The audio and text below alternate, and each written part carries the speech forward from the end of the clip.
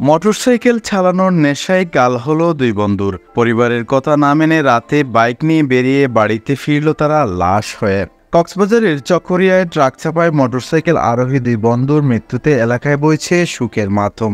কেউ মেনে নিতে পারছেন না এই দুই তরুণ বন্ধুর দুর্ঘটনায় মৃত্যু। মোটরসাইকেল না নিবার জন্য পরিবার থেকে ওর মা আব্বা খুব নিষেধ করছে, না নিও এরকম করি, কিন্তু রাখতে পারছে না। ও কথা মানে নাই। আল্লাহর হুকুম, গাড়ির মোটরসাইকেল অ্যাক্সিডেন্ট হয়ে গেছে, আল্লাহর হুকুম উনি মারা গেছে।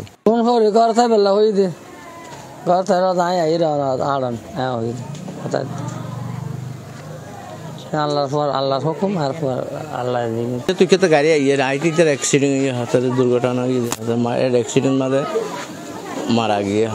আমি মারা গেলে সবাই আমাকে মাফ করে দিয়েন, এমন স্ট্যাটাসটি গত 10 ফেব্রুয়ারি নিজের ফেসবুক আইডিতে লিখেছিল এইচএসসি দ্বিতীয় বর্ষের শিক্ষার্থী মুস্তফা সম্রাট।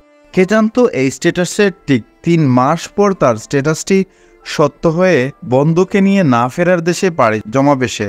গত রবিবার রাত 10:30টার দিকে চকরিয়ার মাতামুহুরী ব্রিজের উপর ট্রাক চাপায় সেও তার বন্ধু আব্দুল্লাহ মর্মান্তিক দুর্ঘটনায় মৃত্যুবরণ করেন। নিহতরা পৌরসভার 2 নং ওয়ার্ড মৌলবীর ছক এলাকার সিদ্দিক আহমদ মিস্ত্রির ছেলে আব্দুল্লাহ এবং একই এলাকার মোহাম্মদ জিয়াউদ্দিনের ছেলে মোহাম্মদ সম্রাট মুস্তফা।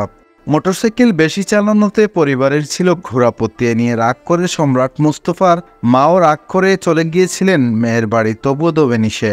বন্ধুর সাথে ঘুরতে গেছে, হঠাৎ এরকম অস্বাভাবিক মৃত্যু। আমরা পরিবার আত্মীয় স্বজন সবাই কেউ মেনে নিতে পারতেছি না। আমরা বলতে পারিনি,